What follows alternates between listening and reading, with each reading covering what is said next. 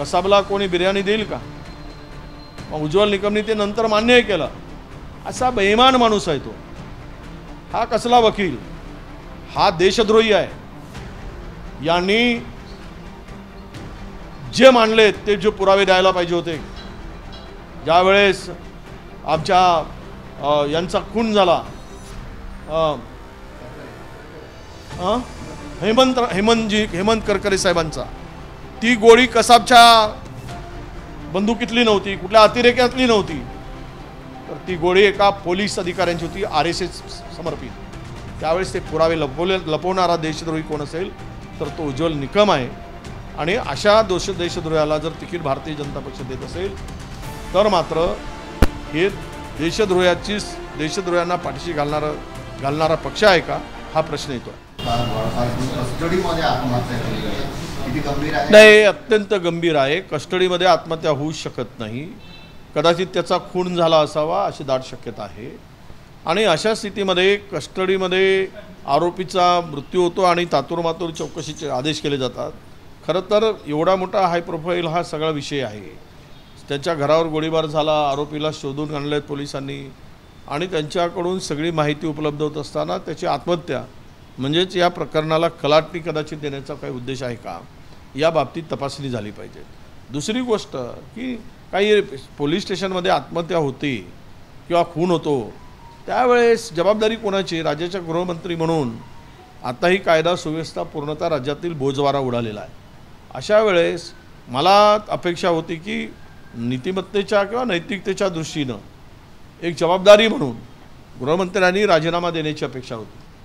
परंतु हा राज्य पूर्णतः उद्ध्वस्त होत असताना निवडणुकीच्याकडे जरी सर्व लक्ष असला तरी हे प्रकरण गांभीर्य असल्यामुळे किमान याची न्यायालयीन चौकशी व्हावी अशी आमची अपेक्षा आहे.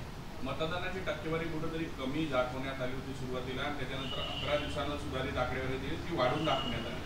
नाही, यामध्ये सुद्धा आम्ही आता सगळे C फॉर्म जो आमच्याकडे जमा झालेला आहे, C-17 फॉर्म जो आहे तो 17 नंबरचा फॉर्म जो भरून घेतला आहे त्याची पडताळणी आम्ही करतो आहोत आणि त्याची टॅली करतो आहोत आम्ही.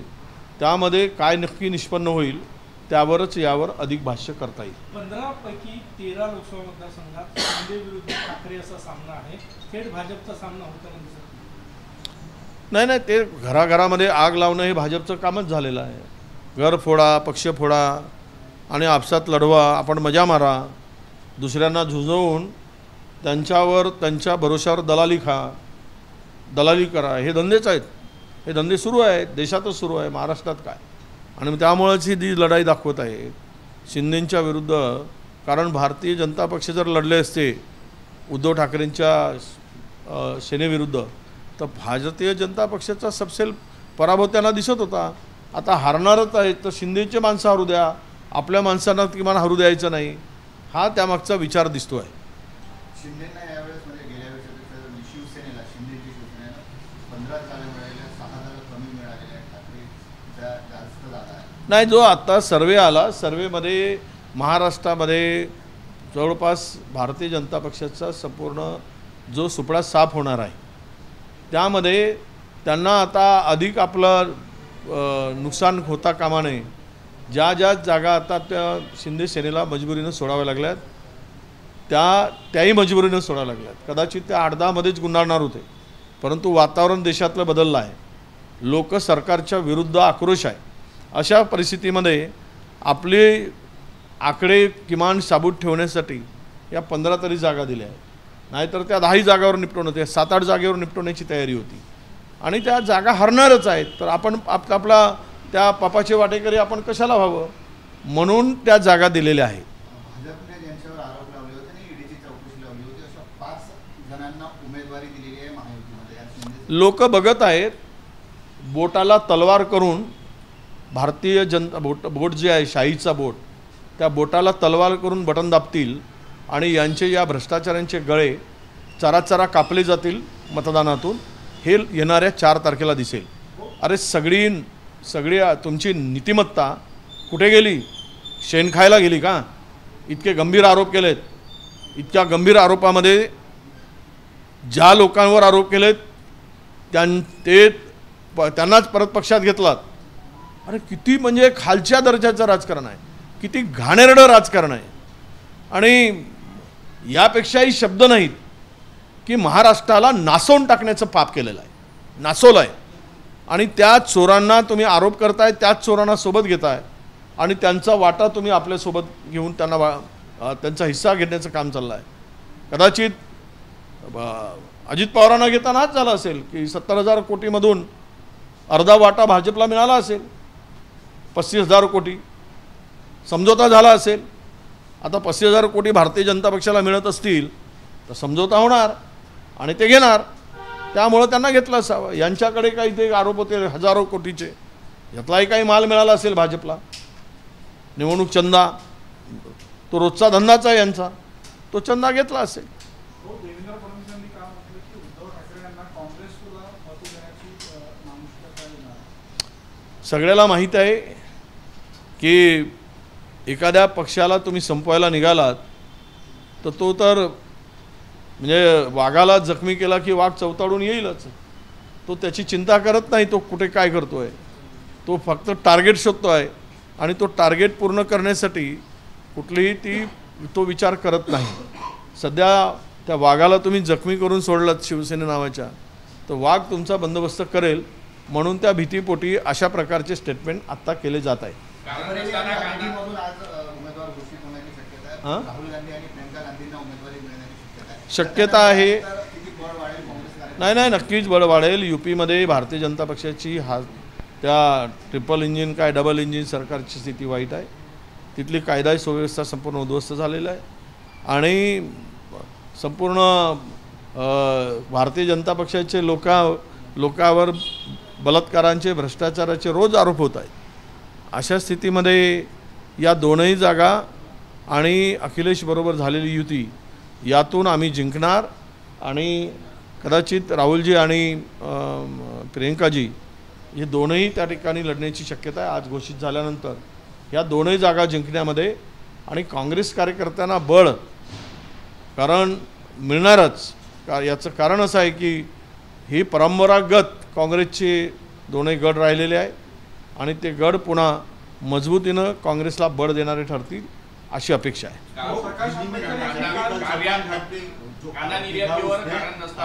पुलिस स्टेशन में क्या कहेंगे? नहीं, उसी के बारे में नीतिमत्ता के आधार पर अपने गृह मंत्री ने राजीनामा देना चाहिए था. केवल थातुर मातुर चौकसी से काम नहीं होने वाला है, इसकी न्यायालयीन चौकशी हो यह हम मांग करते हैं. कारण असताना कांद्यावर ज्या निर्यात बंदी लावली होती ती चुकीची होती असं शरद पवार म्हणाले. आमचं सरकार असताना आम्हाला म्हणायचे की कांद्याचे दर वाढले. असं आहे, कांद्याचे दर वाढले तर शेतकऱ्यांनाच फायदा होतो, ठीक आहे, परंतु शेतकऱ्याला उद्ध्वस्त करण्यासाठी असे निर्णय होत असतील म्हणजे एकीकडे तुमच्या देशाचे पंतप्रधान आहेत आणि गुजरातला मात्र कांदा निर्यातीचा परवानगी दिली जाते आणि महाराष्ट्रातील कांदा शेतकऱ्यांना उद्ध्वस्त केलं जातं. हे जे पाप आहे ही जनता आणि शेतकरी या निवडणुकीत घेईल. खरं तर निर्यातीच्या संदर्भात आम्ही जे धोरण आखत होतो, ज्यावेळेस उत्पादन होत होता त्यावेळेस कुठलीही निर्यात आम्ही करत नव्हतो आणि आपले आयातही करत नव्हतो, निर्यातही करत नव्हतो. आणि यावेळेस मात्र ज्यावेळेस कांदा निघाला त्यावेळेस बाहेर देशातून मोठ्या प्रमाणात कांदा निर्यात केला गेला आणि त्यामुळे भाव पडलेत, आपला आयात केला गेला आणि त्यावेळेस भाव पडलेत. आणि त्यावेळेस निर्यातीची वेळ आली त्यावेळेस मात्र एका विशिष्ट राज्याला परवानगी दिली आणि महाराष्ट्राला वाऱ्यावर सोडण्याचं पाप केलं. हे तेच या राज्यामधील शेतकऱ्यांना हे खरं पाप आहे असं मी मानतो. शरद पवार एखाद्या विषयासाठी अस्वस्थ झाले असते तर 84 वर्ष जगले नसते असं म्हणतायत नारायण राणे. शरद पवार एखाद्या विषयासाठी जर अस्वस्थ झाले असते तर 84 वर्ष जगलेच नसते असं नारायण राणे म्हणतात. असं आहे, कुणाच्या जगण्यावर असं भाष्य करणं हे पाप समजतो आमच्या संस्कृतीप्रमाणे. तुम्ही उलट आम्ही एकमेकाला आयुष्याच्या आणि म्हणजे उत्तम आरोग्याच्या आपण त्यांना शुभेच्छा देतो, पण त्या ठिकाणी त्यांच्याकडे बघण्याचा दृष्टिकोन जर तुमचा असेल तर एखाद्या नेत्यांनी दुसऱ्या नेत्यांच्या संदर्भात हे भाष्य करणं म्हणजेच उद्या स्वतःला जगण्याच्या आशा संपवण्यासारखं मला वाटतं.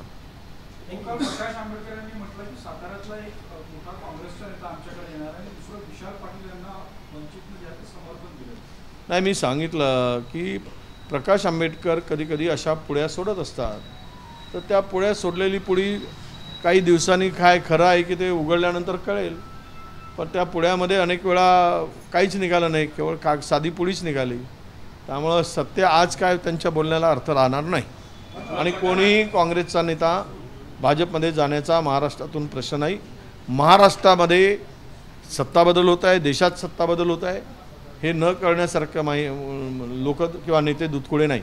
उज्ज्वल निकम आणि आशिष शेलार यांनी आज राज ठाकरेंची भेट घेतली. घ्या, राज ठाकरेंचे व्हिडिओ जुने बघायला कदाचित गेले असतील कि राज जी वो पुराने वीडियो जरा हमको दिखाओ, बहुत मज़ा आती है उसमें, आप हमारे साथ आए हो, असं कदाचित त्यांना म्हणायचं असेल.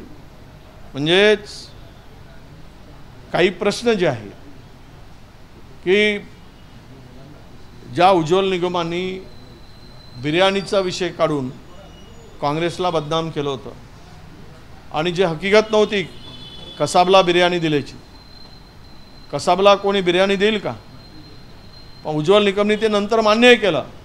असा बेईमान माणूस आहे तो. हा कसला वकील, हा देशद्रोही आहे. यांनी जे मांडले ते जे पुरावे द्यायला पाहिजे होते. ज्यावेळेस आमच्या यांचा खून झाला, हेमंत करकरे साहेबांचा, ती गोळी कसाबच्या बंदुकीतली नव्हती, कुठल्या अतिरेक्यातली नव्हती, तर ती गोळी एका पोलीस अधिकाऱ्यांची होती, RSS समर्पित.